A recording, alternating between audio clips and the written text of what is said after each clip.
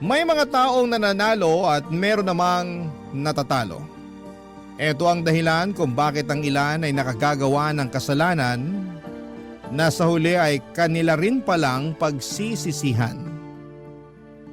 Ikaw kabarangay, naniniwala ka ba talagang life is unfair?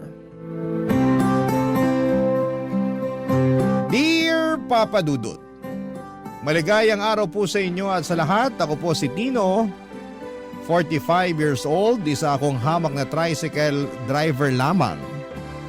Na ang tanging hiling sa buhay noon ay mabigyan ng maayos na buhay ang sarili kong pamilya. Hindi kami mayaman at sanay na po ako sa ganong buhay dahil simula pagkabata ay mahirap na po talaga kami.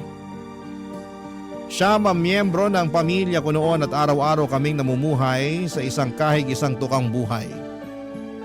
Laging nakakapit sa patalim ang mga magulang ko noon para lamang mapakain nila kaming magkakapatid. Lahat ng klase ng paghihirap ay naranasan ko na. Kaya naman sa murang edad ay natuto na akong dumiskarte sa buhay. 10 taong gulang pa lamang ako noon ay nagbabanat na ako ng buto para lamang may makain. May punto noon na nagawa ko pang magnakaw ng pagkain at mamulot ng mga itinatapong pagkain sa basura para lamang may makain kami. Hindi ako nakapagtapos ng pag-aaral, gawa na rin ng kahirapan. Pumasok ako sa construction noong nagbinata ako at pagkatapos nito ay naging delivery truck driver din ako ng gulay at saka nagtrabaho sa isang talyer. Noong nakapagpundar ako ng motor ay pinaglagyan ko ito ng sidecar at doon ako nagsimula bilang tricycle driver. Isa sa mga bagay na may pagmamalaki ko ay ang pagiging madiskarte ko sa buhay. Marami akong kayang gawin lalo na't laking kalye ako.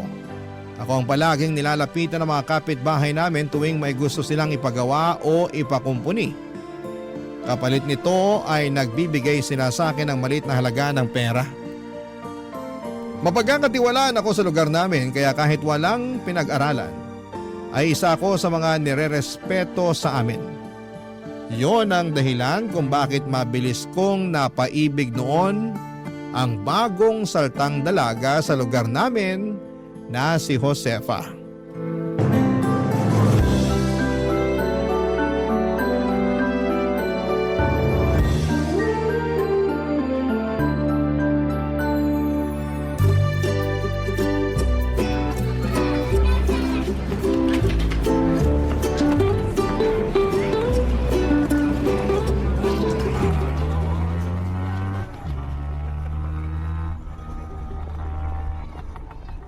Miss, tricycle? Ay hindi po. Kuya, pwede pong magtanong? Pwede naman. 10 piso kada tanong. Alo, Biro lang. Ano ba tatanong mo? parang naliligaw po yata ako. Hindi po ba ito yung kalsadang to? Ito pong nakasulat sa papel? Patingin nga. Ayan po oh. Ah, oo, dito nga to. Bakit? May sadya ka ba rito? Miss, ito yung papel. Yung pinsan ko po. Susunduin daw niya ako sa terminal kaninang umaga. Kaso nasa trabaho pa raw siya kaya tinext na lang niya sa akin yung address. Hindi ko naman siya matawagan kasi lobat na ako. Oo, nasa tamang lugar ka. Sino ba yung pinsan mo? Si Dondon po. Baka kilala niyo po. Ah, si Don Don. Yung si Kyo. Oo, kilala ko siya. Nakakainuman ko yun eh. Magpinsan kayo? Opo, magkapatid yung mga nanay namin. Ah, ganun ba? Mukhang galing ka pa sa malayang lugar ah. Marami ka yatang dalang bag. Opo, galing pa po ako ng Negros. Kinuha ako dito ni Kuya Dondon kasi may nahanap siyang trabaho para sa akin dito. Ah, kaya pala. Kaso paano yan? Nasa trabaho pa yata si Don Don. Panigurado nakasarap pa bahay nun. Kaya nga aantayin ko na lang po siya. Malapit na rin naman umuwi yun kasi patapos na raw po yung trabaho niya kanina. Nag-overtime lang siya sa trabaho kasi wala pa raw yung karelyebo niya. Kung ganun, dito ka na lang muna sa may lilim. Ano, gusto mo? Para hindi ka mainitan dyan habang nag-aantay kay Don Don. Sige po. Teka, Tulungan na kita dyan sa mga gamit mo. Lapag ko dito ah. Salamat. Walang anuman. Yan lang naman yung bahay ni Dondon eh. Kita mo yung malaking bahay na may green na gate? Opo, diyan siya nakatira? Hindi. Yung katabing bahay niyan, dyan siya nakatira. Yung may nakadikit na tarpaulin sa may tindahan. Tapos yung katabing bahay, dyan naman ako nakatira. Ah, magkapit-bahay lang pala kayo. Oo, dati ko yung kainuman eh, kaso tumigil na sa pag-inom simula nung nakapag-asawa. Teka, may asawa na si Kuya Dondon? Oo, meron na. Hindi mo ba alam? Pero dati pa yun. Naghiwalay na rin sila. Hindi rin naman kasi sila kasal. Nag-live-in lang. Ah, kaya naman pala wala siyang nakukwento sa amin. Hiwalay na pala. Wala pa silang anak? Wala. Mabuti nga kamo na hindi sila nagkaanak kasi mas lalong pahirap yun sa buhay ni Dondon kung sakali. Ano po bang nangyari? Bakit sila nagkahiwalay ng live-in niya? Malandi yung babae. Nakahanap ng mas mayamang lalaki kaya yun, sumama agad. Ay, grabe naman pala. Naya ko nga na mag-inom si Dondon nun eh. Kasi nga warak siya pero hindi na talaga siya umiinom. Yun din naman yung magandang bagay na naidulot sa kanya ng ex niya. Natigil siya sa mga bisyo niya. Mabuti naman. May napala rin naman pala siya kahit papano. Ano palang pangalan mo? Josefa po. Kayo po. Celestino. Pero tawagin mo na lang akong Tino. Nice meeting you po. Ilang taon ka na? 24. Ang bata mo pa pala. Bakit po kayo? Ilang taon na? Wala mo. 35? Hindi naman ako ganun katanda. Mukha na ba akong 35? Ay, sorry. Ilang taon na po ba kayo? 29 lang ako pero naiintindihan ko naman. Araw-araw ba naman kasi akong pagod tsaka babad sa initan eh kaya mukhang matanda na talaga itsura ko. Ay, hindi naman. Mukha naman kayong 27 eh. Asus, binawi mo pa yung 35. Ayos lang yun, walang kaso. Malapit na rin naman ako mag-30 eh, kaya parang ganun na rin. Teka, yan na ba si Kuya Dondon? Yung nakamotor na tumigil dun sa may tarpaulin sa tindahan? Oo, siya na nga yan. Halika na. Tulungan kita magbuhat ng mga gamit mo. Ay, sige po. Salamat. Huwag mo na ako pinupo. Pakiramdam ko tuloy, ang tanda-tanda ako na talaga eh. Sorry. Sige. Tatawagin ko na lang kayong Tino. Yan, mas maganda pa yan.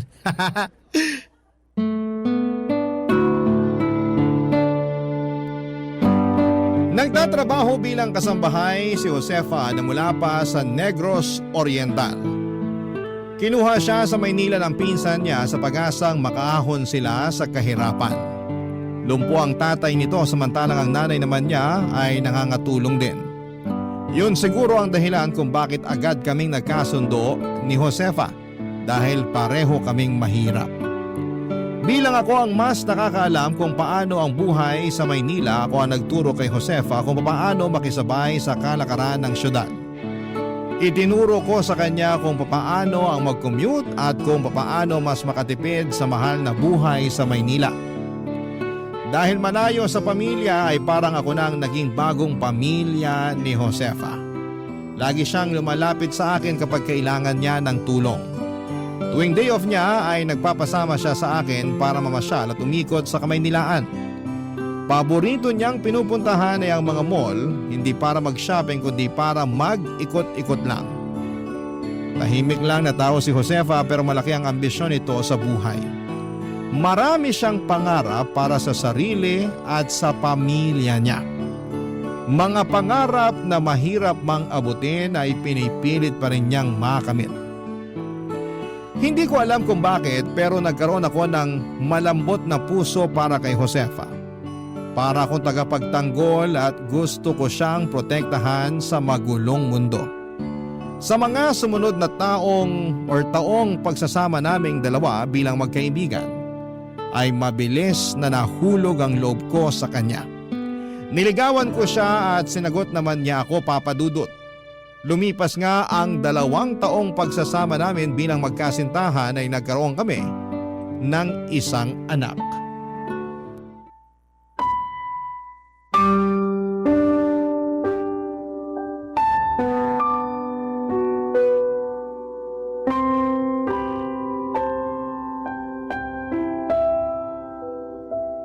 Josefa, magpahinga ka na muna. Ako na magbabantay kay Junjun. Hindi, ikaw ang kailangan magpahinga kasi mamamasada ka pa bukas.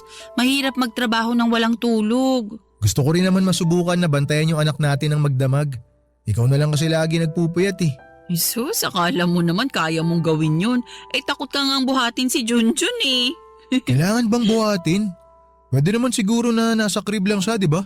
Ay naku Tino, kapag magpapalit ng diaper o kaya kapag umiiyak, kailangan mo siyang ihele. Ang liit kasi niya masyado eh. Nakakatakot, baka mabitawan ko. Huwag kang mag-alala, kayang-kaya ko namang magpuyat para sa anak natin eh. At saka nababawi ko naman tulog ko kapag tulog na rin si baby. Ay, ganito pala maging magulang no? Nakaka-excite tsaka nakakakaba. Bakit ka naman kinakabahan? Siyempre ang liit pa lang ng anak natin eh. Kapag umiyak siya, hindi natin alam kung may masakit ba sa kanya o kung gutom siya o kung ano man. Yun ang mahirap. Kailangan mong hulaan kung anong kailangan ng bata. Pero masasanay din tayo. Medyo nakukuha ko na rin tong style ni Junjun eh. Depende yan sa iyak niya. Paanong depende sa iyak? Kapag malakas, diretso at paulit-ulit, ibig sabihin nun gutom na siya. Kailangan mo na siyang ipagtimpla ng gatas niyan. Talaga ba? Oo, tapos kung mahina at paungol naman yung iyak, ibig sabihin inaantok na yung bata at kailangan na niyang matulog. Oh, ganun pala yun. Kapag naman nagwawala at hindi mapakali, kailangan nang magpalit ng diaper. Galing ah. Lahat yun napansin mo talaga? Siyempre, ganyan ang mga nanay. Kahit hindi pa makapagsalita ang mga bata, ramdam na nila kung anong kailangan ng anak nila. Tapos eto pa, kapag tahimik tapos biglang umiyak, ibig sabihin may masakit sa kanya. Kailangan pala, aralin ko na rin yung iba't ibang klase ng iyak ni Junjun para kung sakaling tulog ka o di kaya may ginagawa, alam ko kung anong gagawin ko. Basta magtulungan lang tayo, kakayanin natin to. Oo naman, alam kong kakayanin natin to. Tulungan lang talaga ang kailangan dyan. Alam mo noon, natatakot ako bumuo ng pamilya. Bakit naman? Kasi tingnan mo naman, tricycle driver lang ako. Parang sa araw-araw nakita ko, di pa sasapat yun para bumuhay ng isang pamilya eh. Alam mo naman na lumaki ako sa malaki at mahirap na pamilya. Ayokong iparanas yun sa mga magiging anak natin. Ako rin naman. Ayokong maranasan ni Junjun yung paghihirap na nadanas ko nung bata pa ako. Kaya nga ang plano ko, kahit mag-ihaw-ihaw lang ako dyan sa tapat kapag kaya na para makatulong ako sa mga gastusin. Huwag mo na munang isipin yan. Magpagaling ka na muna tsaka kailangan ka ng anak natin. Ako na lang bahalang dumiskarte para sa atin. Ano namang gagawin mo? Pwede naman ako maghanap ng sideline para may dagdag kita tayo. Lalo na ngayon, ang mahal ng gatas at diaper. Basta wag mo lang pabayaan ang sarili mo. Okay lang kumayod ng kumayod para sa anak natin. Pero kapag hindi mo na kaya, maiintindihan ko rin. Huwag mo kong alalahanin, batak na to simula pa pagkabata. Walang salitang pagod sa bokabularyo ko. Napakabuti mo talagang asawa at alam kong magiging mabuti ka ring ama para sa anak natin. Yan ang isang bagay na ipapangako ko sa'yo. Gagawin ko ang lahat. Lahat-lahat na makakaya ko para maging mabuting padre de pamilya para sa inyo ni Junjun. Maswerte ako na ikaw ang unang taong nakilala ko rito sa lugar natin. Mas maswerte naman ako na nagustuhan mo ang isang tulad ko. Ako nga yung maswerte kasi nakapangasawa ako ng napakagandang babae. Dati pangarap ko lang yun pero ngayon abot kamay ko na oh. Naku, sige na. Tama na ang bola. Matulog na tayo habang tulog pa si baby. Sulitin na natin ang pagiging tahimik niya kasi panigurado. Maya-maya mag-iingay na naman to. O sige, magpahinga na tayo. Good night. Good night. I love you. I love you too. Hindi kami kasal ni Josefa pero noong nabuntis siya ay nag-live-in kaming dalawa. Hindi man malaki ang tinitirhan naming bahay ay masaya naman kami dahil kahit papaano ay nakakaya naman naming tustusan ang pangangailangan ng bawat isa. Hindi man ganoon kaganda ang pamumuhay namin ay nakaya naming gawing masaya ang pagsasama namin. Mas lalo pa itong nagkakulay nang dumating na ang anak namin na si Junjun Papa Dudut. Kahit kakarampot man ang kinikita namin ni Josefa ay ginawa namin ang lahat para maibigay sa bata ang mga pangangailangan niya. Walang kaso sa amin kahit butas-butas na ang damit namin o kahit wala na kaming maayos na tsinelas. Ang mahalaga noon ay ang maisuot na damit ng anak namin at mabili namin ang gatas at diaper na kailangan niya. Isa akong tricycle driver at ang asawa ko naman ay isang kasambahay. Simple lang ang pamilya namin pero kahit na ganoon ay masaya kami dahil buo kaming pamilya. Napapalibutan kami ng mga mababait at matutulungin na kaibigan at walang ibang makikita sa tahanan namin kundi ang purong pagmamahalan lamang. Sardinas, instant noodles at itlog man ang lagi naming ulam. Hindi pa rin nawawala ang pag-asa namin na balang araw ay makakamit din namin ang mga minimithi naming pangarap. Makalipas ang 2 taon ay muling nagbuntis si Josefa at noong panahong yon ay nag-decide kaming dalawa na yun ang magiging huli namin. Ayaw naming matulad ang pamilya namin sa mga pinagdaan na namin noong kabataan namin na napakarami naming magkakapatid. Naisip namin ni Josefa na 2 bata lang ang kaya naming alagaan at kapag nadagdagan pa ito ay baka hindi na namin mabigyan pa ng maayos na buhay ang mga ito. Ayokong matulad ang mga anak ko sa akin na hindi nakapagtapos ng pag-aaral at walang maayos na trabaho.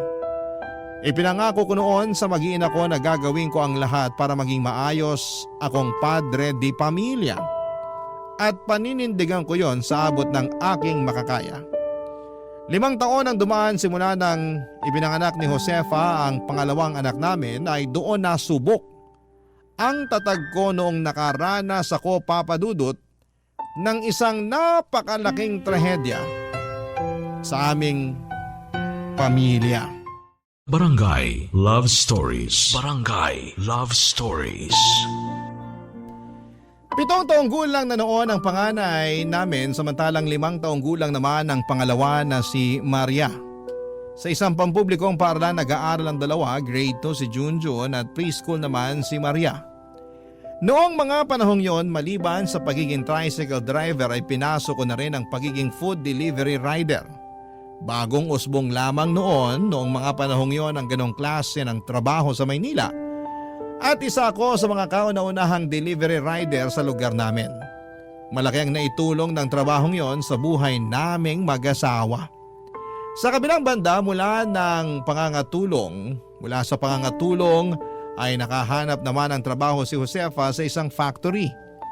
Pagkatapos ng shift nito sa naturang factory ay saka naman siya nagtitinda ng street food sa gabi katulad ng balot, penoy, chicharon at mani malapit sa mga gimikan. Kapag maaga akong natatapos sa trabaho ay sinasamahan ko si Josefa sa pagtitinda hanggang sa hating gabi. Kapag nasa labas kami ay naiiwan naman ang mga anak namin sa pinsan nitong si Dondon. Para sa amin ni Josefa ay walang kaso kahit kulang kami ng tulog o pagod sa trabaho. Ang lahat ng iyon ay napapawi naman kapag nakikita naming nabubusog sa pagkain ng 2 anak namin. Nakagagalak sa pusong tingnan ng mga bata na tuwang-tuwa tuwing binibilhan namin sila ng damit at laruan na galing pang Divisoria. Ang mga bagay na iyon ang nagpapasaya para sa amin bilang magulang. Ang mga ngiti nila ang mas nagbibigay sa amin ng lakas para mas lalong magsumikap. Tuwing linggo, buong pamilya kami nagpupunta sa simbahan para makapagpasalamat sa mga araw-araw na biyayang natatanggap namin. Ang pinagpapasalamat ko noon sa Puong May Kapal ay ang pagkakaroon ko ng masaya at buong pamilya. Malayo sa pamilyang kinalakhan ko noon. Doon pa lang ay solve na ako pero sa kabila nito ay hindi ko alam na may panibagong biyaya pa pala na nais ibigay sa amin ang Panginoon, Papa Dudut.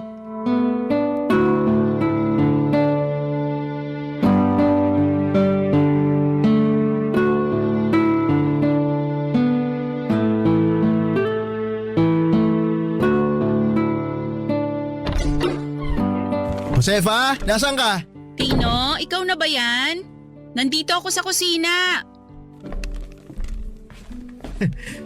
Nabasa mo ba yung text ko? Oo, sabi mo wag na ako magluto ng ulam. Bakit? Itabi mo na lang yung mga lulutuin mo ngayon para bukas. May inuwi akong pagkain para sa atin. Talaga? Oo, may isang bucket ako ng fried chicken dito. Tignan mo. Amin na yung uwi mong ulam para maihanda ko na. Wow! Pero sana hindi ka na nag-abala. Ang mahal niyan, di ba? Dapat ibinili na lang natin ng ulam yung ipinambili mo dyan. Baka nga pwedeng pang 2 araw na yan kung sakali eh. Huwag kang mag-alala. Hindi naman to galing sa bulsa ko eh. Wala akong ginastos dito. Talaga? Saan galing yan? Ganito kasi, may diniliver akong pagkain kanina. Tapos, birthday ata nung nag-order eh. Hindi niya alam na may pa-surprise na handa sa kanya yung mga kaibigan niya. Dahil madami namang handa, binigay na lang niya sa akin tong in-order niya. Treat na raw niya sa akin kasi birthday niya. Ay, ang bait naman. Nadamay pa tayo sa birthday niya. Oo nga, yung bait. Pagpalain sana siya ng Panginoon. Hindi ko alam na may mga ganong klaseng tao pa rin pala ngayon. Yung tipong sobra yung kabaitan. Kung ako tatanungin, hindi na ako magtataka kung bakit marami siyang mga kaibigan na sinurpresa siya para sa birthday niya. Naku, sakto to. Masarap ang ulam natin ngayon. Naaayon siya sa sasabihin ko sa'yo. May magandang balita ako sa'yo. Ha? Anong ibabalita mo? Tsaka anong kinalaman yan sa ulam natin? May natanggap akong magandang balita ngayong araw na siguradong ikakagulat mo. Magugulat ako? Talaga? Ano naman yun? Tungkol ba yan sa trabaho na gusto mong pasukan? Hindi, iba to. Huwag kang mabibigla sa sasabihin ko ha. Pero mukhang masusundan na si Junjun at Maria. Buntis ka? Oo. Hindi nga. Buntis ka ngayon? Uy, huwag kang maingay. Nag-aaral yung 2 anak mo sa sala. Sorry. Na-excite lang ako. Totoo ba? Magkakaanak na ulit tayo? Oo, nagpa-check up ako sa health center kanina. Kumpirmado nga na buntis ako. Alam ko nangako tayo sa isa't isa na hanggang 2 lang ang magiging anak natin para mabigyan natin sila ng maayos na buhay. Pero itong balitang to, sa tingin ko, blessing to mula sa Panginoon. Hindi naman niya tayo bibiyayaan ng ganito kung alam niyang hindi natin kayang alagaan, di ba? Huwag mo na problemahin yan. Tama yung sinabi mo. Biyaya yan mula sa may kapal. 2 man o 3 magiging anak natin. Ipinapangako ko sa'yo, gagawin ko ang lahat para mabigyan lahat ng mga anak natin ng maayos na buhay. Kakayanin ba natin to? Oo, yakang-yaka yan. Wala ka bang tiwala sa akin? Hindi naman sa ganun. Alam ko kung anong klase kang ama. Alam ko na gagawin mo ang lahat para sa mga anak natin. Pero sa panahon ngayon, lahat nagmamahal na eh. Kakayanin kaya nating humabol? Mahirap lang tayo, totoo yun. Yung kinikita natin sa trabaho at negosyo, sakto lang para sa pang-araw-araw. Pero kahit 3 ko pa o gawing 4 yung trabaho ko, gagawin ko. Dahil nangangako ko sa inyo na hindi ko ipaparana sa pamilya natin yung buhay na meron ako nung bata ako. Pero okay na yung 3 ha. Huli na to. Huwag na tayong magdagdag pa. Oo, huli na to. Maliban na lang kung… Wala nang maliban. Last na talaga. Ang hirap kayang mga anak. Alam mo ba kung gaano kasakit umire? Oo, promise, huli na to. Sapat na yung 5 tayo sa pamilya. Masayang masaya na ako dun. Sakto na tong bilang natin. Mahirap magkaroon ng malaking pamilya kung hindi naman pasok yun sa estado natin ngayon. Alam natin yan pareho kasi pinagdaanan natin yan sa kanya-kanya nating pamilya. Oo, di ko nakakalimutan yun. Tawagin mo na yung mga bata sa sala para sabay-sabay na tayong kumain. Sige, mag-celebrate tayo ngayon para sa magandang balita na natanggap natin. Ay, sandali lang. Bibili lang ako ng soft drinks. Ha? Labas lang ako saglit. O sige, dalian mo. Kinabukasan ay nagpunta ang buo naming pamilya sa simbahan para magpasalamat sa panibagong biyaya na natanggap ng pamilya namin. Pagkatapos nito ay sumaglit kami sa parke para ipasyal ang mga bata. Doon ay sinulit na rin namin ni Josefa ang pagkakataon para mag-date dahil matagal na namin itong hindi nagagawa. Hinding-hindi ko malilimutan ang araw na yon. Dahil para bang ako ang pinakamasayang tao sa mundo ng mga oras na yon. Masaya kong pinapanood ang mga anak kong tuwang-tuwa na nakikipaglaro sa ibang mga bata habang kausap ko ang pinakamamahal kong tao sa tabi ko. Kwek-kwek at buko juice lang ang kinakain naming dalawa ni Josefa ng mga oras na yon, pero daig pa namin ang nag-date sa mamahaling restaurant. Matapos ang family bonding namin ay dumaan kami sa palengke para mamili ng ibebenta namin para sa susunod na linggo. Plano na kasi namin ni Josefa noon na magtinda ng fishball sa pwesto namin para makadagdag sa araw-araw naming kita. Ako na lang noon ang pumasok sa palengke habang naiwan naman ang mag-ina ko sa tricycle sa labas. Habang nasa loob ako ng maingay na palengke ay biglang nagkaroon ng komosyon sa labas. Isang malakas na tunog ang narinig namin. Kasunod nito ay nagsisigawan at nagtatakbuhan na ang mga tao. Akala ko noon ay may pumutok na kung anuman. Nakitakbo ko palabas ng palengke para makiosyoso at tingnan ang mga nangyari. Pagkalabas ko ay nanlumo ako sa nakita ko, Papa Dudut. Ang tricycle kung saan ay naghihintay ang asawa at mga anak ko ay parang nilukot na papel matapos itong mabangga ng isang SUV. Agad kong tinakbo ang mag-ina ko at naipit sa loob si Josefa at kahit duguan ay ang mga anak pa rin namin ang isinisigaw niya. Nakita ko si Maria na wala ng malay tabi ng nanay niya samantalang si Junjun naman ay nasa ilalim ng SUV. Nakaipit siya sa gulong nito at wala ng malay. Para akong nasa loob ng napakasamang panaginip ng mga oras na yon. Magkahalo na ang luha at uhog ko noon na nagsusumigaw ng tulong. Papa Dudut, walang nakaligtas sa mag-iina ko. Lahat po sila ay sabay-sabay na binawian ng buhay sa ospital.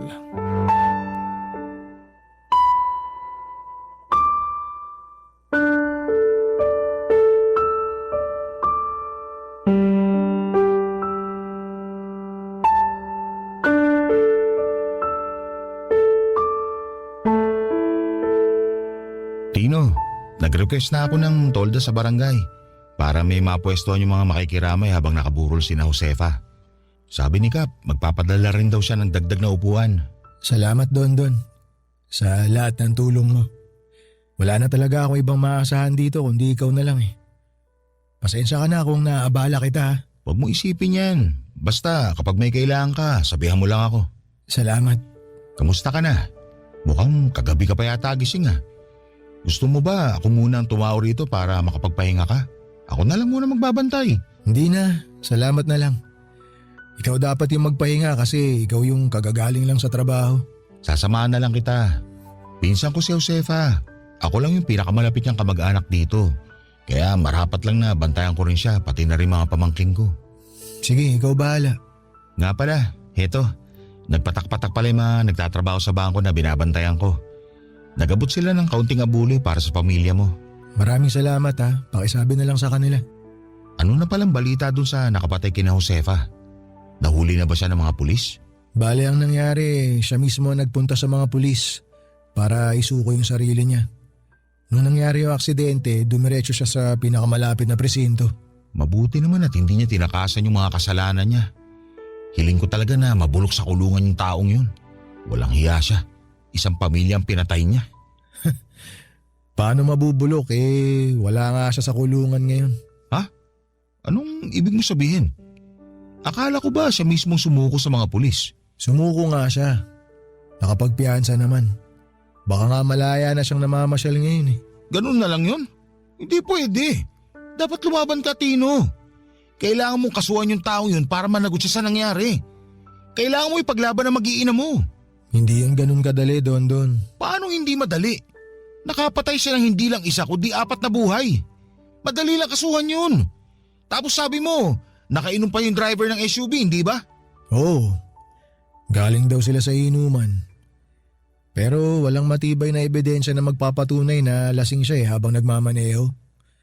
Nasa malinaw na pag-iisip na raw siya nung nasa likod siya ng manibela. Walang ya. Ano, ganun na lang yon?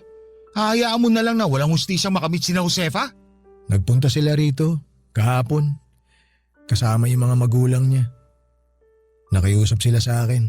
Magulang? Nagsama pa talaga siya ng magulang? Bata yung tarantadong bumangga kay na Josefa. College student. Galing sa mayamang angkan. Pumunta sila rito para makipag-areglo. Ano? Huwag mo sabihin tinanggap mo yung bayad nila sa'yo. Ano pa bang magagawa ko? May utang pa ako sa punerarya. Hindi pa bayad yung mga kabaong. Hindi ko alam kung saan ako uhugot ng pera para sa libing. Wala na akong tricycle na pamasada. Ay, magkano binayad nila sa'yo? 1.5 milyon. Yun lang? Tapos ano? Malaya na yung bata habang ikaw rito nagluluksa sa pagkawala ng pamilya mo? Ganun yung hustisya dito sa atin eh. Talo ang mahirap. Kapag mayaman ka, pera lang ang katapat ng lahat. 375,000. Ha? 375,000 bawat isang buhay. Kaya 1.5 million ang ibinayad sa akin para sa areglo.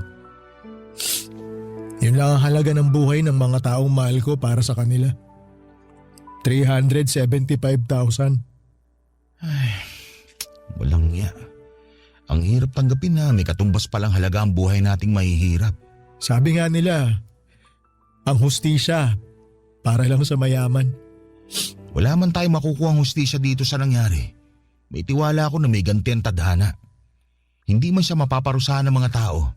Alam kong mundo magpaparusa sa nagawa niyang kasalanan. Magtiwala na lang tayo sa karma.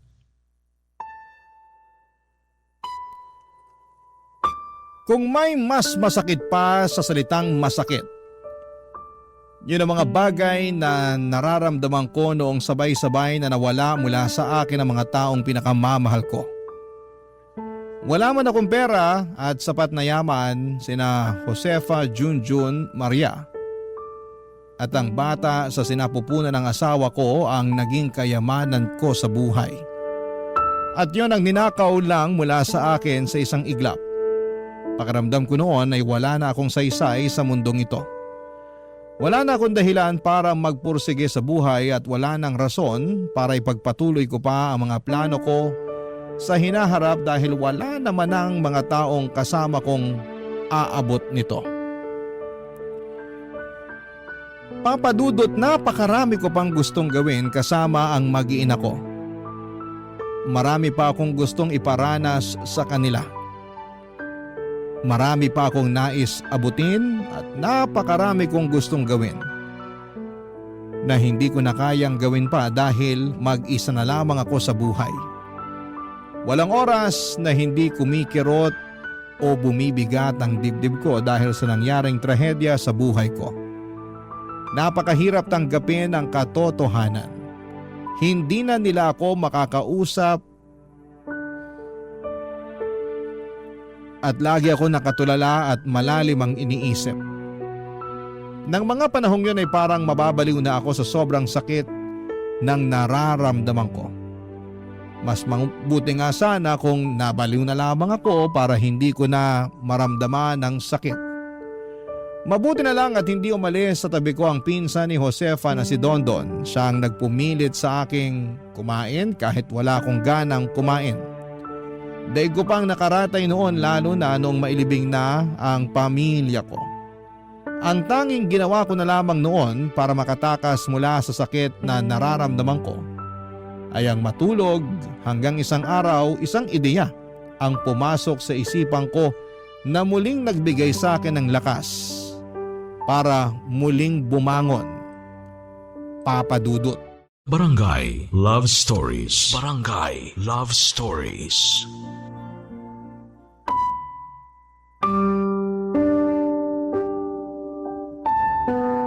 Tanghaling tapat noon, nagising ako dahil binisita ako ni Dondon. Isang pagkain ang iniwan niya sa akin para sa pananghalian ko.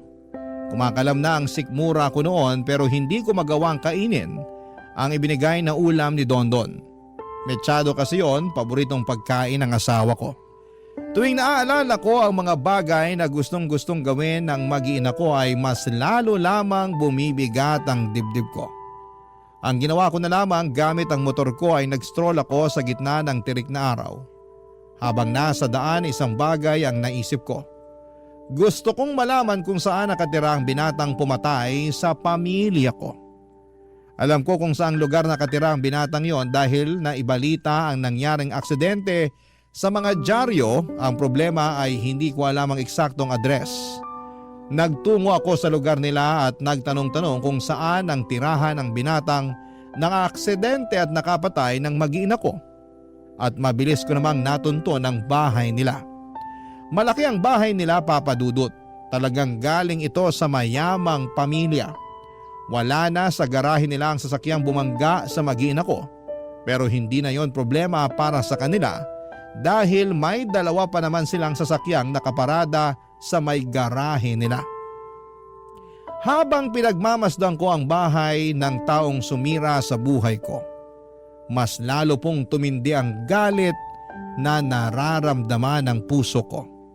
Masaya na sila ngayon dahil bayad na sila sa kasalanan nila, pero hindi ko lang talaga matanggap na pera lang pala ang kapalit ng buhay ng mag-ina ko. Umuwi ako sa bahay. Nang mga oras na yon ay nagngingit-ngit ang galit ko sa dibdib. Kung pwede lang sanang ibalik ang perang ibinayad nila sa akin para makasuhan ko sila, pero nagastos ko na yon para sa pampalibing ng mag-ina ko. Isa pa ay hindi ko kayang makipaglaban sa mga mayayaman sa korte. Kaya isang bagay lang ang tanging naisip ko na pwede kong gawin, Papa Dudut.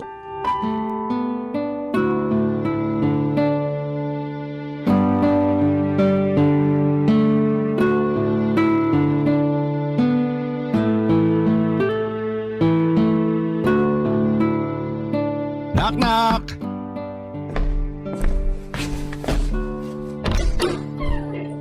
Don, pasok ka. Salamat.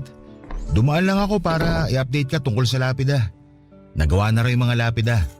Ikakabit na lang ng mga sepulturero mamayang hapon. Ganun ba? May babayaran ba? Wala na. Ako na nagbayad ng labor nila. Nagbigay na rin ako ng pangmerienda. Oh, ano yung ginagawa mo? Nag-aasa ng kutsilyo. Magluluto ka? Mabuti naman kung ganun. May pinagkakaabalaan ka na sa wakas. Hindi tulad nitong mga nakaraang linggo na puro pagbumukmok lang ginagawa mo. Naisip ko kasi na walang mangyayari kung palagi ko na lang tinatakbuhan yung sakit na nararamdaman ko eh. Kailangan kong bumangon. Kailangan kong gumawa ng paraan para mawala tong sakit sa puso ko. Mabuti yan. Alam ko yung pakiramdam na para bang tumigil ang mundo mo simula nung nawala mga minamahal mo. Pero ang katotohanan, patuloy pa rin umiikot ang mundo kahit gaano pa kalala ang trahedyang dinanas natin. Sana makabangon ka ulit, Tino. Hindi man agad-agad pero mabuti na at sinisimulan mo na. Ano sa tingin mo? Matalas na ba to? Mukhang matalas na nga. Halos kumikinang na nga eh. Pwedeng-pwede ng panghiwa ng karne. Ay, ano bang lulutuin mo? Hindi ko gagamitin to panluto. May iba akong paggagamitan nito. Ha? Para saan naman? Basta, malalaman mo na lang. Okay ka lang?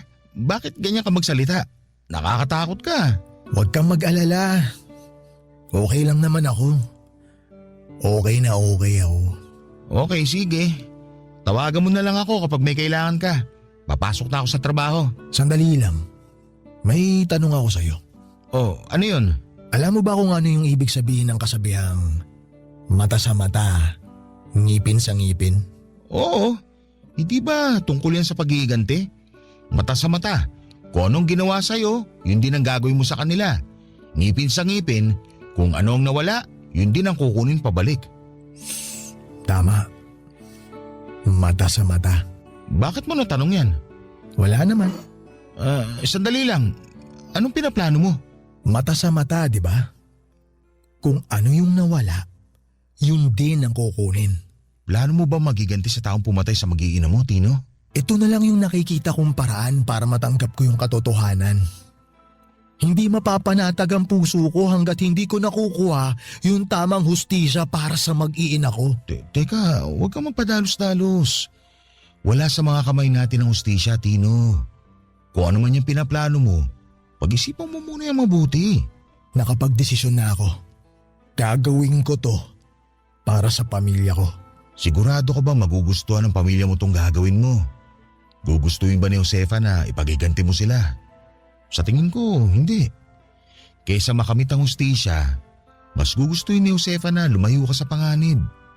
Tino, huwag mo gawin to sa sarili mo. Ninakawan ako ng pamilya, Dondon.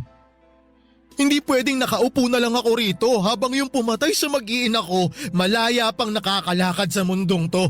Hayaan mong karma na lang ang gumanti para sa'yo. Parang awa mo na. Para sa ngalan ng pamilya mo, huwag mong gawin to. Ano na lang sasabihin ng mga anak mo kapag pinapanood ka nila sa langit? Wala na silang sasabihin, Dondon. Bakit? Kasi yung mga anak ko patay na. Patay na sila. Wala na akong mga anak. Wala na akong asawa.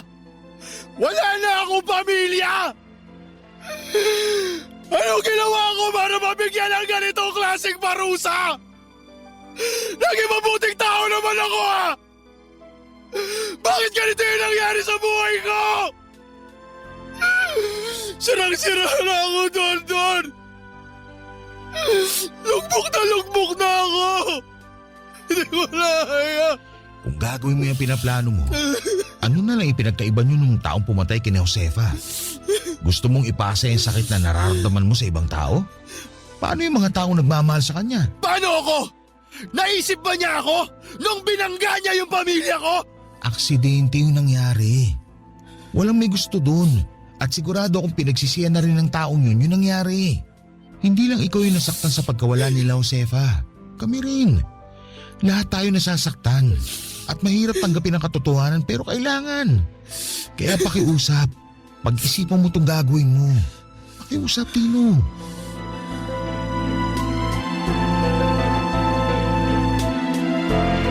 Wala nang ibang nasa isip ko noon kundi ang maghiganti. Sobra nang binalot ng galit ang puso ko at punong-puno ng kasakiman ang puso ko noon at naniniwala ako na sakalang mawawala ang sakit na nararamdaman ng puso ko kapag nakabawi na ako sa taong gumawa nito sa akin. Wala na akong pakialam kahit makulong pa ako o mamatay dahil sa gagawin ko dahil wala rin naman na akong uuwi ang pamilya. Sa mga sumunod na araw ay nabaling ang atensyon ko sa binatang nakabangga sa mag-iina ko. Minanmanan ko siya bawat galaw, bawat lugar na pinupuntahan nito. Kung sino ang palagi nitong nakakasama at kung kailan siya mapag-isa lang. Habang pinapanood ko ang pagbabalik nito sa normal nitong buhay na parabang wala siyang kinitil na buhay. Mas lalong lumaki ang galit ko sa kanya. Napapatanong ako sa sarili ko kung papaano siya nakakangiti at nakakatawa. Nakakakain ng mga bagay na gusto niyang kainin at nakapapasyal habang ang mag-iina ko ay tahimik nang nakahimlay sa ilalim ng lupa. Ramdam ko ang pagiging unfair ng mundo, Papa Dudut. Matapos ang ilang linggong pagmamanman ay sinagawa ko na ang plano ko sa binata.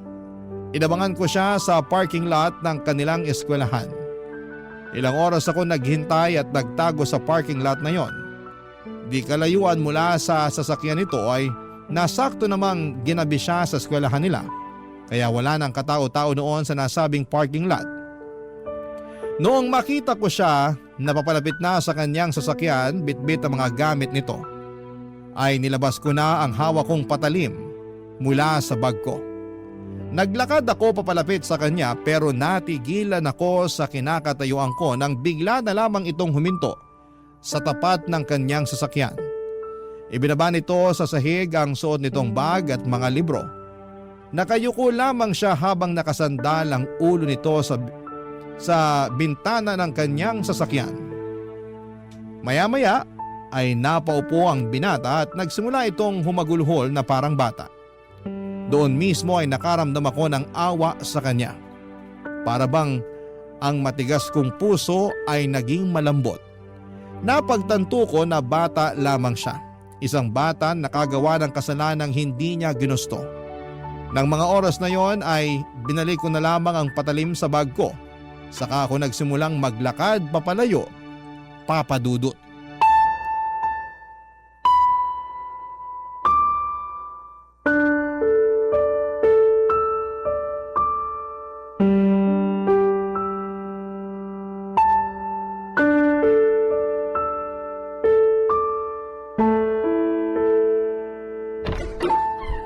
Tino, Oh, Dondon.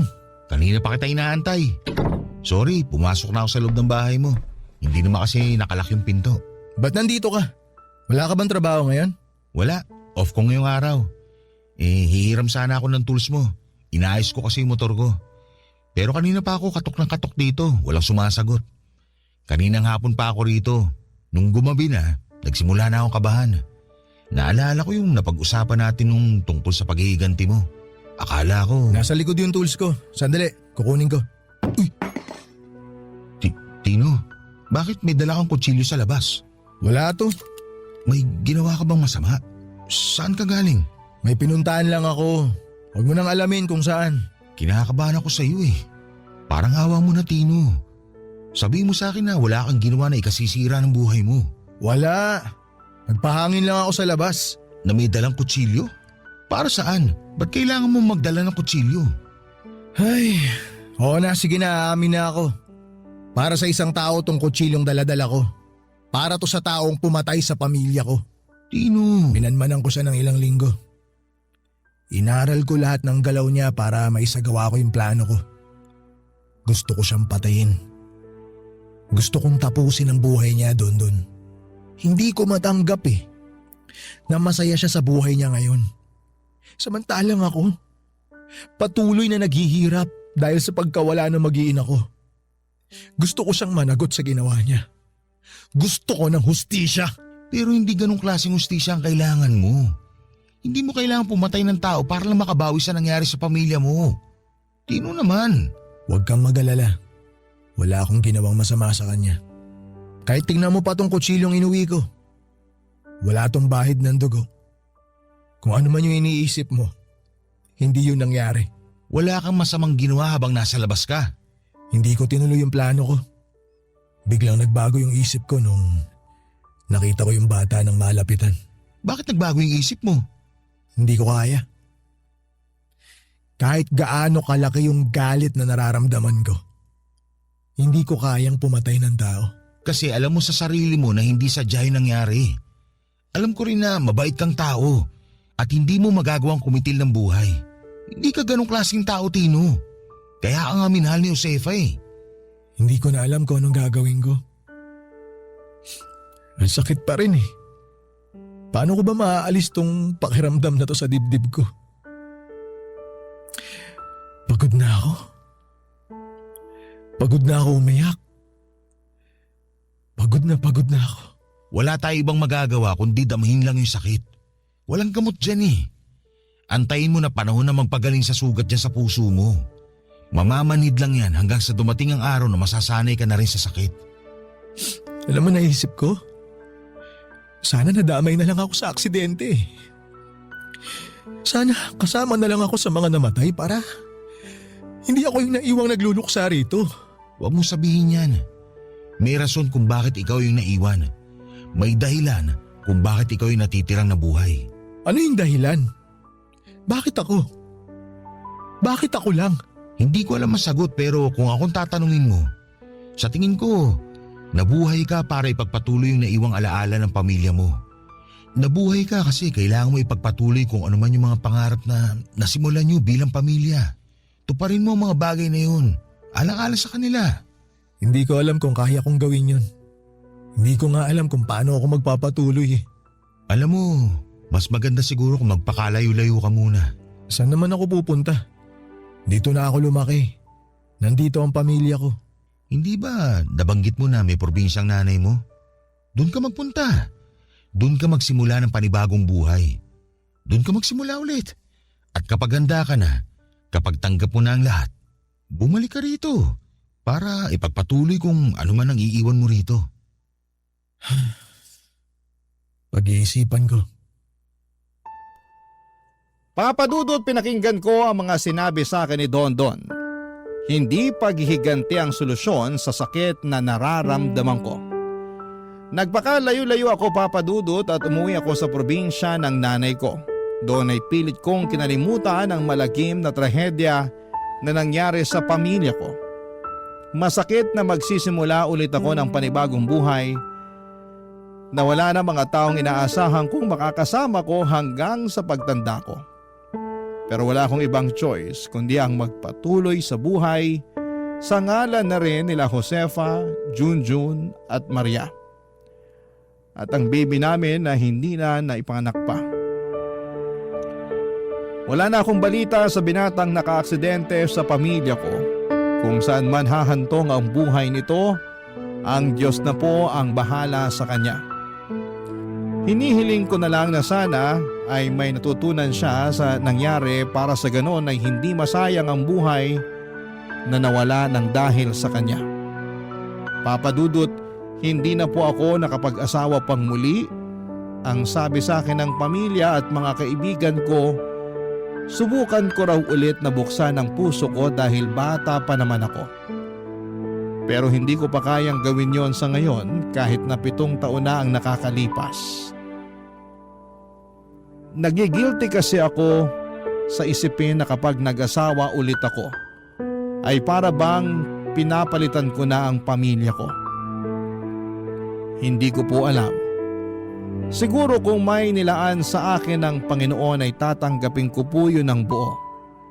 Sa ngayon ay nananatili pa rin ako sa probinsya kasama ang bagong buhay na binubuo ko.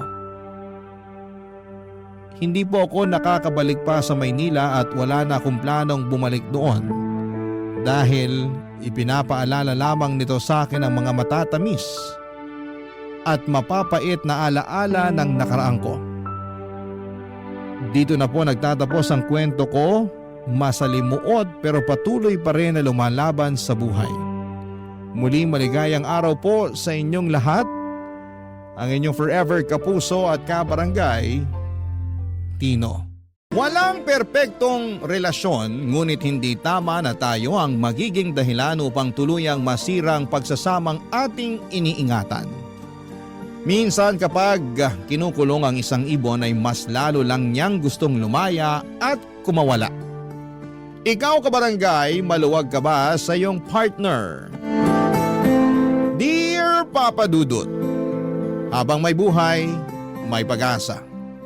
Yan ang lumang kasabihan na tinanim ko sa aking isipan simula pa lamang noong kabataan ko. Pero habang may buhay ay meron ding pagsubok. At yon ang mga karanasan na gusto kong ibahagi sa programa ninyong Barangay Love Stories. Sobrang hilig ko talagang makinig ng radyo hanggang isang araw ay napakinggan ko ang programa ninyo. Simula noon ay naging libangan ko na ito habang tumatao sa negosyo kong tindahan ng mga pruta sa lugar namin sa Pasig. Bago ko ipagpatuloy ang pagbabahagi ng aking istorya, ay tawagin niyo na lamang po ako sa pangalang Reggie. 45 years old at tubong Bagong Ilog sa Pasig City. Babae po ako, pangalang lalaki lang. Meron akong 3 anak sa kinakasama ko noon na pangalanan na lang nating Arnel. Bale, 3 taong kaming magkasintahan bago kami nagpakasal taong 2001. Sakto kakatapos ko lang din noon sa kolehiyo. Magsisimula ang lahat 1 buwan mula nang maikasal kami, Papa Dudut.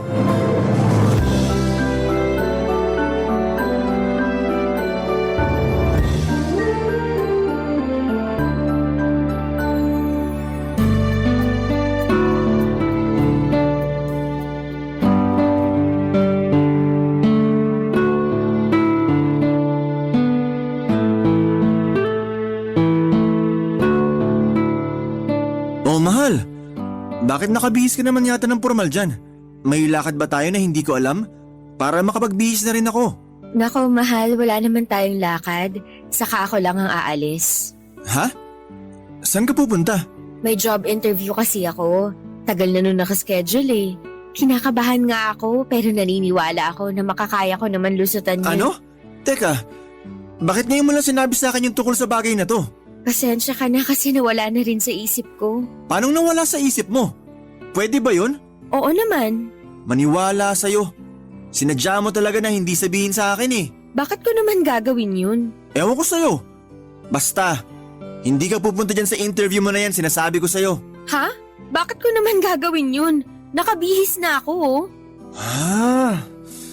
Kaya nga magpalit ka na ng damit mo, mahal.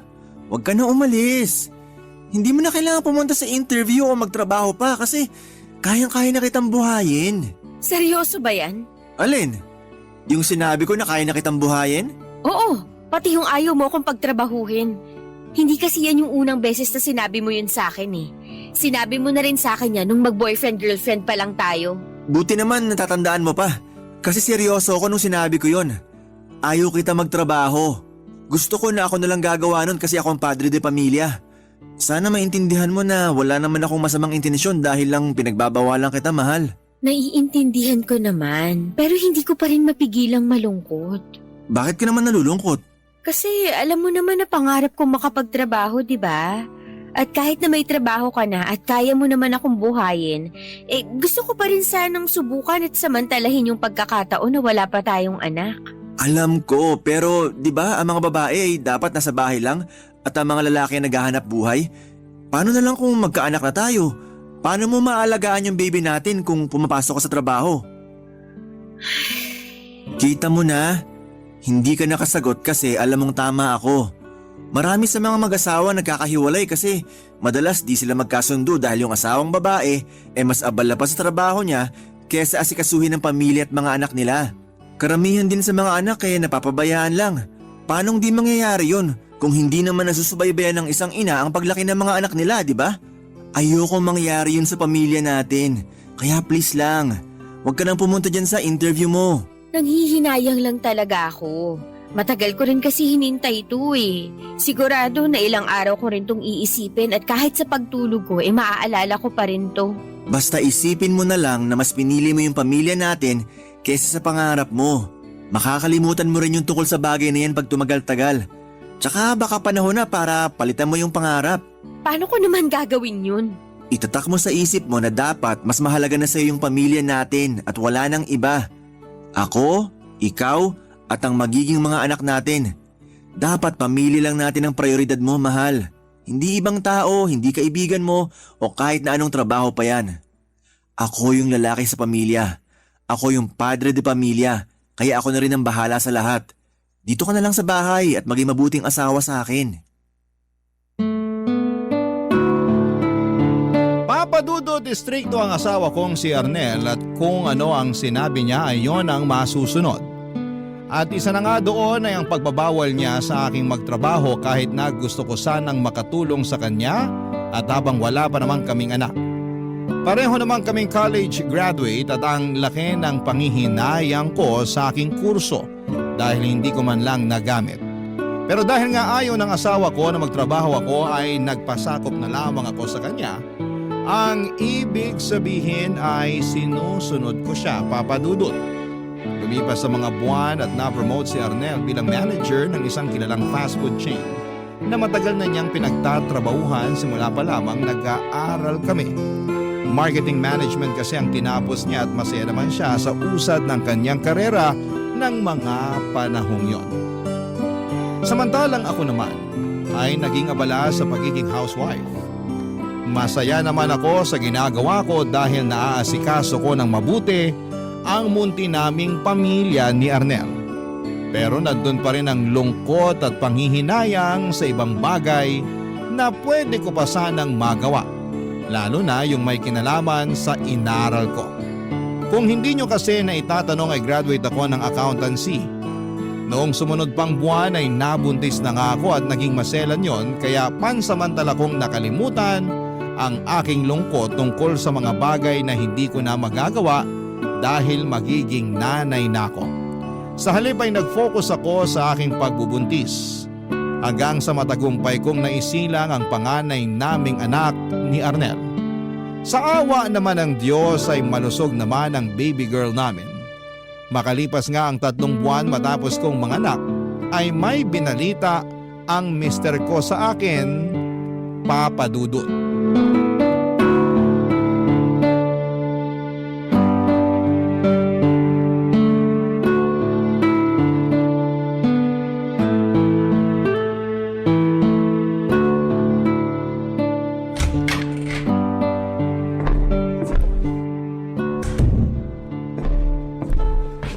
Mahal, gising ka na. Luto na yung almusal natin. Pwede bang matulog muna ako kahit 5 minuto pa? Pwede naman, pero kakain ka pa. Sayang naman yung niluto ko, mga paborito mo pa naman yun. Talaga? Sige, babangon na ako. Ah. Pagkatapos mong mag-inat, pumunta ka na dun sa mesa para makakain ka na.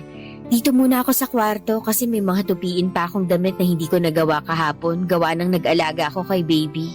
Sandali. Bakit? Bakit malungkot ka, mahal? May nangyari ba? Ha? Kilala kita. Alam ko na may nangyari base sa reaksyon ng mukha at boses mo. Tsaka kanino ko pa napapansin na salubong yung kilay mo.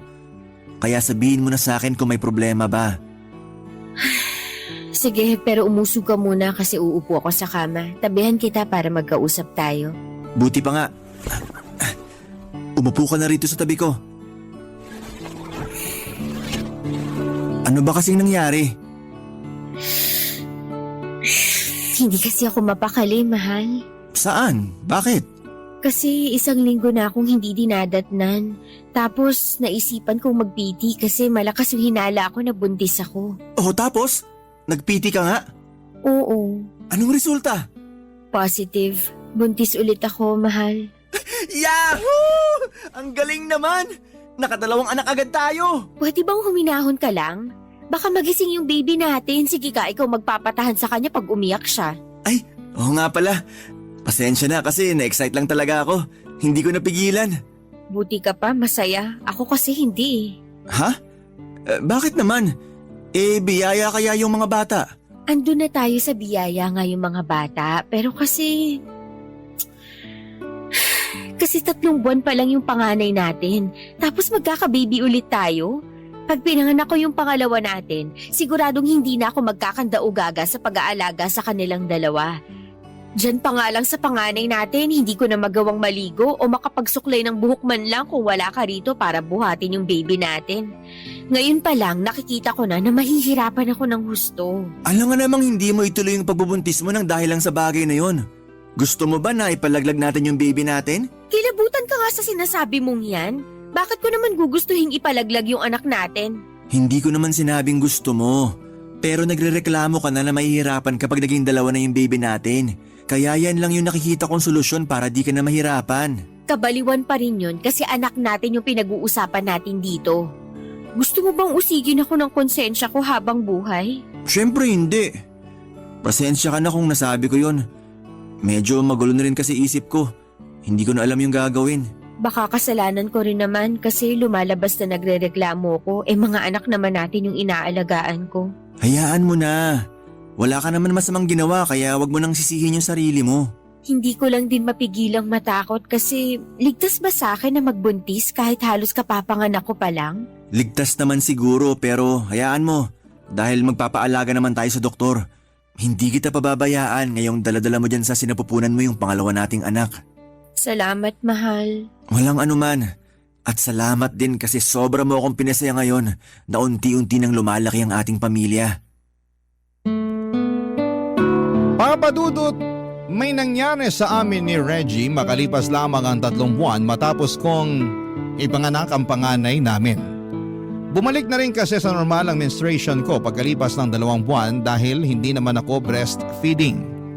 Noong una ay ayaw ko pang magpagalaw kasi pakiramdam ko ay hindi pa ako nakakaraos mula sa panganganak pero nagtatampo at sa katagalan ay nagagalit na sa akin ang asawa ko. At dahil uso noon ang mga lalaki naghahanap ng ibang babae kapag hindi na pagbibigyan, ay natakot ako ng husto.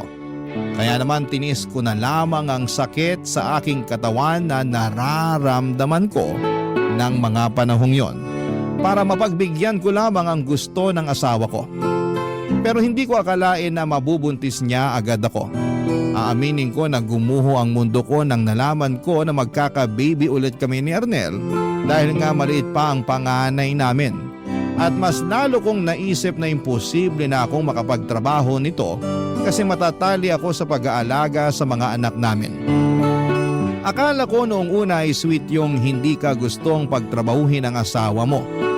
Lagi kasi yung sinasabi sa akin ni Arnel kahit na noong hindi pa kami kinakasal.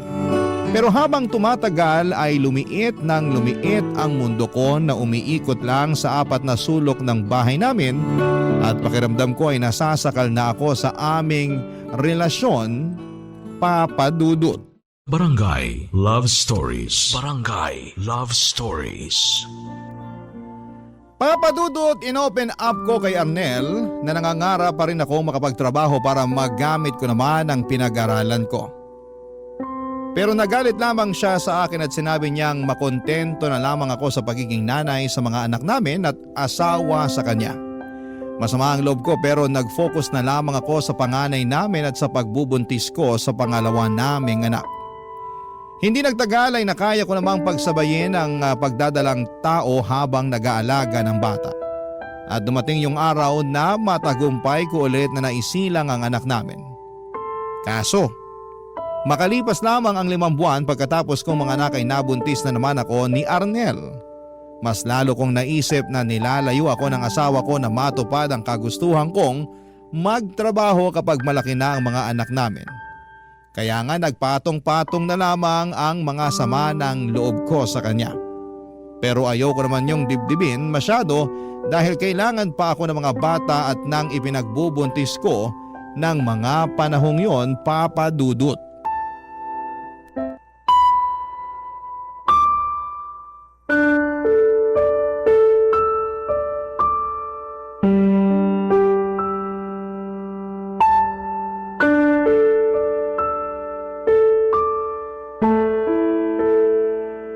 Sino yung kausap mo kanina? Ha? May kausap ba ako? Oo, meron. Ikaw na rin sumagot sa tanong mo. Pero hindi ko siya kilala.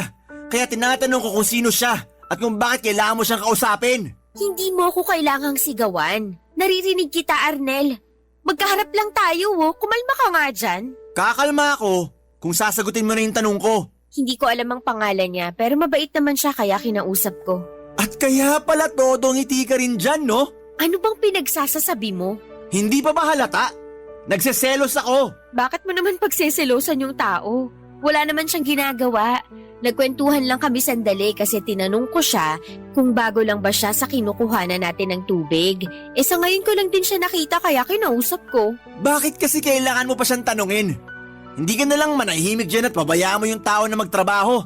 Masyado kang pabida at madaldal. Sobra ka naman magsalita. Nagsasabi lang ako ng totoo. Walang totoo sa mga sinasabi mo para lang sa kaalaman mo. Teka, bakit nakabihis ka? Saan ka pupunta? Makikipagkita ako sa kaibigan ko. Nagsabi ako sa'yo kagabi tapos tumango ka na lang nun dahil inaantok ka pa. Inaantok na pala ako eh. Malamang hindi ko yung narinig ng maayos. Anong ibig mong sabihin ngayon? Tinatanong pa ba yan?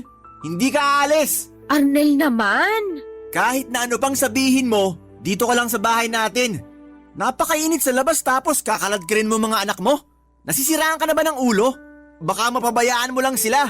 Magta-tricycle naman kami Saka sa mall naman kami pupunta ng mga kaibigan ko para hindi mainit. Kahit nasa simbahan pa kayo pumunta, wala akong pakialam. Dapat kung anong gusto ko, yun ang masunod. Hindi ka aalis. Hindi mo isasama ang mga anak ko. Dito lang kayo sa bahay natin.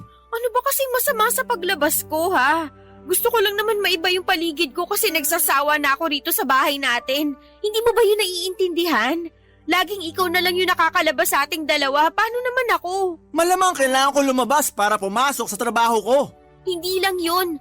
Umaalis ka rin para makipagkita sa mga kaibigan mo pag day off mo. Tapos ako hindi ko pwedeng gawin yun?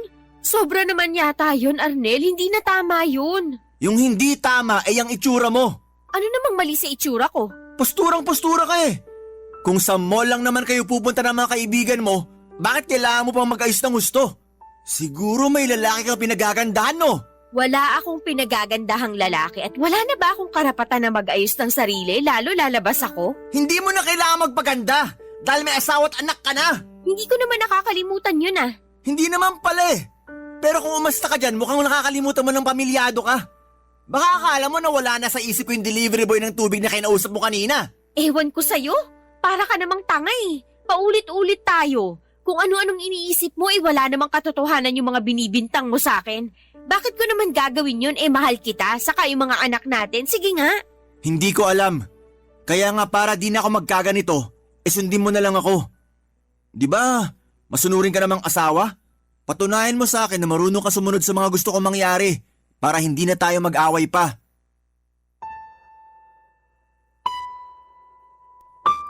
Papadudot, gusto ko lang naman sanang aliwin ang sarili ko sa pamamagitan ng paglabas para makipagkwentuhan o kumain kasama ang mga kaibigan at dati kong kaklase. Isasama ko naman ang mga anak namin kaya hindi totoo ang ibinibintang ni Arnel na mapapabayaan ko ang mga bata. Isang bagay pa ay hindi ako natuwa sa pagsiselos niya sa delivery boy ng tubig sa bahay namin dahil walang katotohanan ang mga paratang niya. Ni sa hinagap ay hindi ko naisipang magtaksil sa kanya kahit na sumusobra na siya. Kaya nga hiyang-hiya ako doon sa delivery boy na inaway niya noong sumunod na araw. Hindi natuloy yun bumalik sa bahay para mag-deliver. Bali iba na ang nagdadala ng tubig sa bahay namin pero bantay sarado pa rin si Arnel. Ewan. Siloso na wala sa lugar ang asawa ko. Kaya lihim akong naiinis sa kanya at pakiramdam ko. Lalo akong nasasakal sa presensya niya. Pero hindi naman palaging ganon ang imahe ni Arnel kasi sa totoo lang ay may sweet side din naman siya.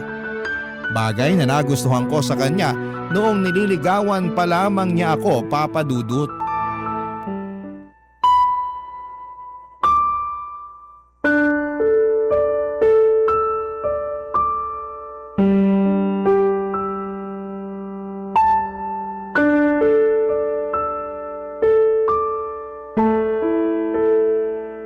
Hanggang ngayon ba may tampo ka pa rin sa akin, mahal?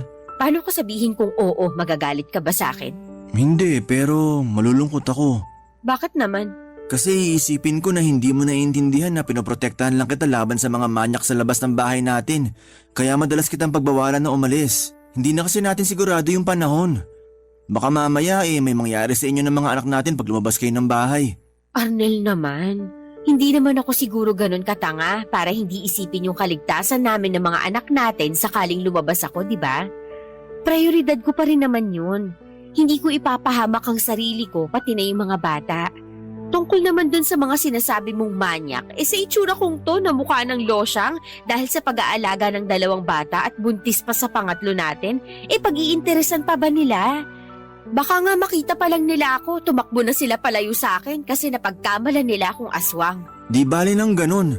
At least panatag akong walang mananamantala sa'yo. Anong di bali ng ganun? Na mukha akong losyang sa kaaswang? Bakit ba kasi ganyan ang tingin mo sa sarili mo? Ay hindi ba? Nagtanong ka pa talaga sa yun yung nakikita ko sa tuwing humaharap ako sa salamin. Mukhang losyang, puyat at laging pagod. Tapos nagsisimula na ulit umitim yung mga singit at batok ko gawa nitong pagbubuntis ko. Lumaki na rin tong ilong ko. Tingnan mo, naglalagas na rin yung buhok ko. Ang pangit-pangit ko na, Arnel. Tapos ayaw mo pa ako nakikitang nag-aayos ng sarili. Pasensya ka na. Talagang pasensya lang ang masasabi. Ano bang gusto mong gawin ko? Ewan ko sa'yo, isipin mo. Pati ba naman yung mga bagay na yan, ako pa yung mag-iisip? May sarili ka namang utak dyan, kainis ka. O sige, gusto mong lumabas, di ba? Oo. Sige, lalabas tayo. Ha? Talaga? Oo, naisip ko na tama ka. Masyado naman kita pinagbabawalan. Hindi ka naman preso sa pamamahay natin. Ayoko na yun yung isipin mo dahil lang ayaw kitang lumabas. Kaya naisip ko na sasamahan na lang kita para makasigurado ako na magiging ligtas kayo ng mga anak natin. Saan naman tayo pupunta? Saan mo ba gusto? Kahit saan, magsabi ka lang. Mag-date tayo katulad ng dati. Pero kasama na nga lang natin mga anak natin. Wala namang problema sa akin yun. Lalo wala naman tayong mapag-iiwanan sa mga anak natin. Sige, ganun na lang. Mag-isip ka ng lugar na gustong-gusto mong puntahan. Tapos sa day off ko, lalabas tayo. Talaga? Totoo ba yan? Oo, totoo yan. Tsaka paraan ng pakikipagbati ko rin to sa'yo. Naku, wala na yon. Basta matuloy lang yung paglabas natin ng mga bata. Alam mo kasi, sabik na akong mamasyal. Matagal na rin simula nung huling beses na nangyari yon, kaya medyo naaaburido na ako rito sa pamamahay natin. Kaya nga paghandaan mo yan. Lalo na sa kung anong susuotin ng mga anak natin. Gusto ko maging presentable, pero presko yung magiging damit nila. Kasi mainit dito sa atin. Alam ko naman yun. Hayaan mo at hahanapan ko sila ng maayos na damit. Salamat, mahal. Salamat din, mahal. Hindi mo alam kung gaano mo ako napasaya. Excited na ako mag-day off ka para makalabas na tayong pamilya. Ako rin sobrang excited na. Kaya sana wag ka na magtampo sa akin ha. Bati na tayo. Hindi na ako nagtatampo at oo, bati na tayo. Papadudot noon na lang ulit ako na ilabas ni Arnel simula nang nanganak ako sa pangalawa namin. Para akong ibong nakalaya sa hawla ng mga panahong yon, kaya naman sobrang saya ko. Sinulit ko na ang pamamasyal namin dahil alam kong baka matagal ulit yon mangyari. Habang nasa labas kami ay biglang bumalik sa akin ang nakaraan. Yun bang bago pa lamang kami magkasintahan ni Arnel dahil madalas na niya talaga akong nilalabas noon para mamasyal at mag-date. Gaya ng sinabi ko ay may sweet side rin si Mr. ko. Likas siyang maalaga at malambing.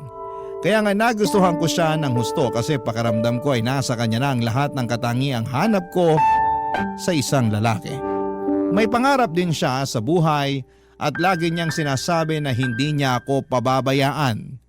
Lalo na pag may sarili na kaming pamilya.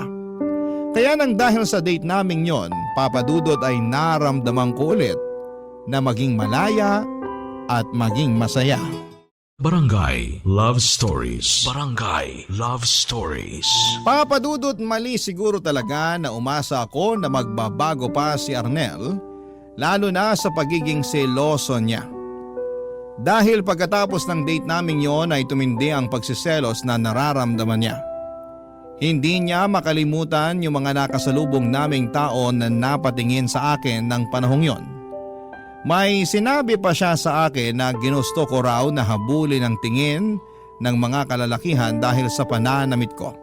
Ako na lamang ang naaburido kasi siya lang naman ang nakapansin ng mga bagay na sinasabi niya sa akin. Wala akong ginagawang masama, formal ang pananamit ko pero hindi ko na kasalanan kung may tumingin man sa akin. Hindi ko na yon kontrolado. Kahit na mabuting ama si Arnel sa mga anak namin ay hindi naman siya mabuting asawa sa akin. Bukod sa pagsiselos niya ay ramdam ko na kinokontrol na niya ako. Sa totoo lang, ang dami na niyang pinagbabawal sa akin. Halimbawa noon ay ang pakikipag-usap sa ibang tao, lalo na sa mga hindi niya kilala. Bawal na rin ako mag-makeup at magpaganda para hindi raw pansinin ng ibang tao. Bawal mag-lipstick, gumamit ng cologne at kahit na anong pabango. Bawal din ang magpa-manicure at pedicure. Grabe. Hindi ko na alam ang gagawin. Para na akong mababaliw nang wala sa oras. Hindi nagtagal ay pinanganak ko na ang pangatlong anak namin ni Arnel. Mas naging tutok ako sa pag-aalaga sa mga anak namin kahit na pagod na ako. Tapos kapag sumusumpong ang toyo at pagsiselos ni Arnel, ay nadaragdagan lang ang pagod na nararamdaman ko, papadudot.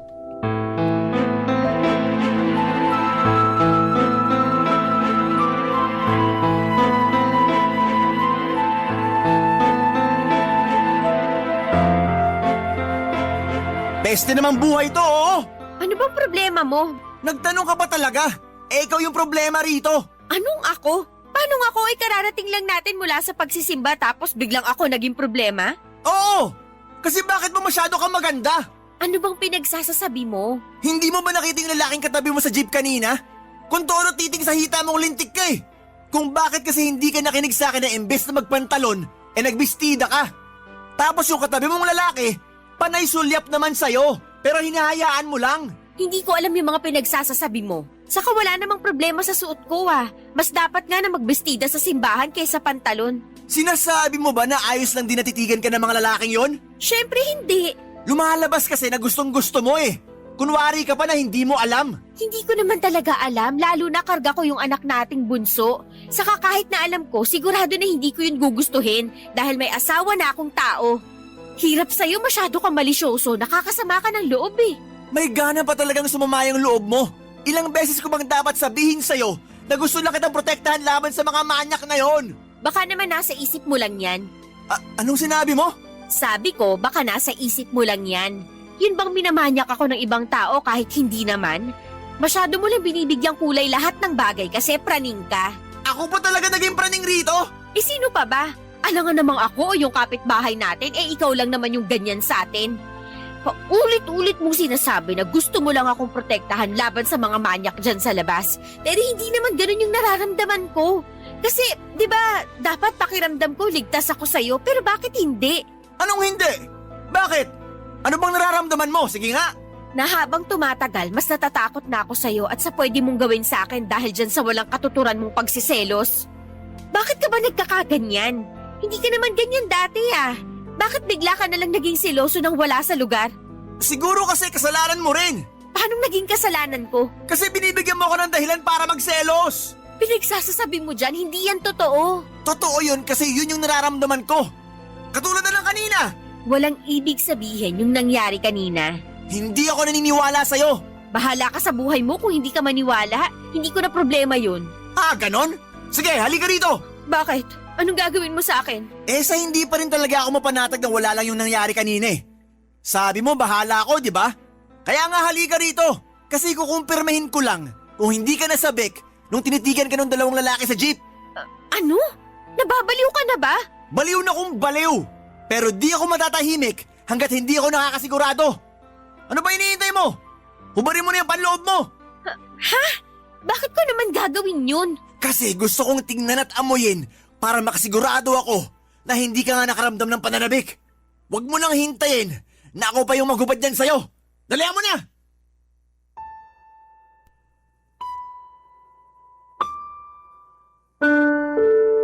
Papadudot, ginawa nga ni Arnel sa akin ang bagay na gusto niyang gawin upang makumbinse ang sarili niya na wala akong naramdamang pananabik doon sa mga lalaking nakatabi ko sa jeep. At kahit na anong iyak at pakiusap ko sa aking asawa na huwag niyang gawin ang bagay na yon, ay tila nagbingi-bingihan siya sa pakiusap ko.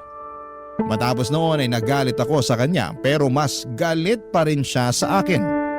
Pinagbantaan pa niya ako na ayusin ko ang sarili ko at huwag ko raw subukang makipaglandian sa ibang lalaki habang nakatalikod siya. Meron daw talaga akong kalalagyan sa kanya. Papadudot, yun na yata ang pinakamalalang away namin ni Arnel nang dahil sa pagiging seloso niya. Umabot na kasi sa point na naging marahas na siya sa akin at hindi na lang yon basta pananalita. Natakot na ako sa kanya ng husto. Anumang sandali, papadudot, ay pipitik siya at mapipisikal na niya ako. Bukod doon, pakiramdam ko ay hindi na niya ako nirerespeto bilang babae at bilang kanyang asawa, papadudot.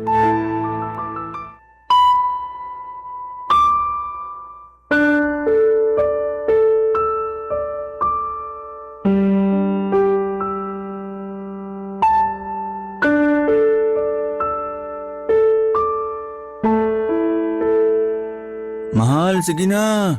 Pagbigyan mo na ako. Miss na kita eh. Bango naman. Ano ba, Arnel? Ayoko, wala ako sa mood. At bakit wala ka sa mood? Pagod ako masakit katawan ko. Gusto ko na lang matulog. Pwede ba yun? Hindi pwede yun. Kasi matagal na rin simula nung huling beses mo ako pinagbigyan. Anong matagal? 2 gabi pa lang naman yung nakalipas Hirap sa'yo, masyado kang mainit. Akala mo sa akin parausan mo? Anong parausan? Yun kasi yung nararamdaman ko Na parausan mo lang ako. Na anumang oras, pwede mo akong galawin at gamitin para matugunan yung pangangailangan mo. Hindi ka marunong makinig pag sinasabi kong pagod ako o wala ako sa mood. Kasi para sa'yo, responsibilidad ko na pagbigyan ka sa lahat ng oras na gusto mo. Natural! Asawa kita! Kaya ano bang nirereklamo mo dyan? Hindi naman yun ang issue rito, kundi ang pagiging mainit at mapilit mo sa kama. Kainis naman! Dami mong arte! Buti pa mag-iyosin na lang muna ako sa labas kaysa makipagtalo sa'yo. Teka, ano yan? Alin ba yun? Yan oh! Ano nga yun? Yung nasa basurahan. Kukunin ko para makita mo. Pati ba naman basura natin pinag-iinitan mo? Paanong di mag-iinit ang ulo ko? Pakete to ng pills. Ha? Sa'yo ba to? Sa'yo to eh. Iniinom mo to? Magsabi ka ng totoo. Oo, akin yan. At oo, iniinom ko yan. Bakit ka umiinom nito nang hindi ko alam? Tinatanong pa ba yan? Siyempre, ayoko pang mabuntis. Walang hiya ka, Reggie! Yan ang dapat sa'yo! Hayop ka, bakit mo ako sinampal? Kasi marunong ka na magsikreto sa akin! Hindi ganyan na mag-asawa! Ginawa ko lang yun kasi sigurado ako na pag nalaman mong umiinom ako niyan, siguradong magagalit ka sa akin at baka nga ipatigil mo pa. Ipapatigil ko talaga! Kasi ito pala ang dahilan para hindi tayo magkaanak ulit! Ilang anak pa ba ang gusto mo mula sa akin? Nakakatatlo na tayo sa loob lang ng 3 taon, Arnel. Ilang buwan pa lang yung lumilipas pagkapanganak ko tapos binubuntis mo na agad ako. Hindi ka na ba marunong maawa sa akin? Responsibilidad mo bilang asawang babae na magbuntis! Nakakalimutan mo na ba yon? Hindi ko yun nakakalimutan pero utang na loob naman. Gusto mo na yata talaga akong mamatay eh. Ilang beses kong sinabi sa'yo na ayoko munang sundan yung pangalawa natin pero hindi ka nakinig. 5 buwan pa nga lang yung anak natin nung nabuntis na naman ako sa bunso natin. Tapos ngayon may plano ka na namang anak-anak ko? Oo, kaya mo nga kaming buhayin at naibibigay mo yung mga pangangailangan namin. Pero hindi pa rin sapat na dahilan yun para ganituhin mo ako.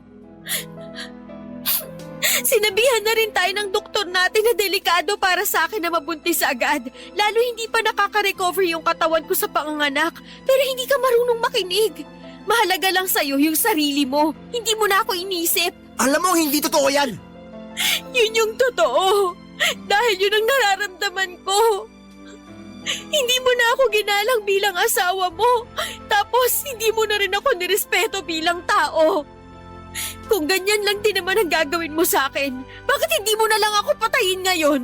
Ano ba pinagsasabi mo? Patayin mo na lang ako kasi pagod na ako makisama sa'yo. Papadudot, nagkaroon talaga ako ng matinding galit sa asawa ko na nag-ugat matagal na ang panahon ng nakakalipas.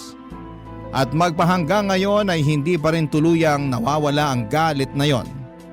Pero pagkatapos ng matinding away naming yon ay sinuyo ulit niya ako tulad ng dati. Ngunit hindi na ako nadala at nagpabola sa mga matatamis niyang salita. Sa kabila ng lahat ay pinili ko pa rin makisama kay Arnel dahil siya pa rin ang tatay ng mga anak namin. Kapansin-pansin ang pagbabago niya pagkatapos ng away naming yon pero hindi pa rin nawala ang pagiging seloso niya. Kung may nawala man, walang iba kundi ang pagmamahal ko sa kanya, Papa Dudut. Lumipas po ang mahabang panahon, namatay si Arnel bago mag-pandemic dahil inatake siya sa puso. Pero kataka-taka na ni isang luha ay walang pumatak sa aking mga mata para sa aking asawa. Sa halip, pakiramdam ko ay nabunutan ako ng malalim na tinik sa lalamunan, lalo na nakalaya na ako sa kanya. Pero hindi pa rin naging madali at magaan ang buhay dahil ako na lang ang naiwan upang itaguyod ng mga anak namin. Buti na lamang at may pensyon ang namayapa kong asawa na siyang nakatulong upang makaraos kami lalo na noong pandemic. Sa kasalukuyan ay masaya ako dahil meron na akong negosyo na siyang katas ng pag-iipon ko ng pera mula sa mga trabaho tulad ng paglalabada at pagtitinda ng merienda na ginawa ko sa mga nakaraang taon. Kahit na mahirap ang buhay at kahit na marami akong agam-agam sa sarili ko ay nagpatuloy pa rin po ako at hindi sumuko. Marami rin akong what if. At kahit na hindi nasagot lahat ng tanong ko ay naniniwala akong may dahilan ng lahat. Malaking bagay din sa akin ang suporta ng mga anak ko at ilang pinagkakatiwalaang kaibigan upang mas makaya ko po ang lahat. Maraming salamat po sa inyo, Papa Dudut. Sakaling mapili po ninyong i-ere ang sulat ko sa inyong istasyon. Sana nga po'y kinapulutan po ito ng aral ng ating mga kabarangay. God bless and more power po sa inyo. Ang inyong forever kapuso at kabarangay, Reggie.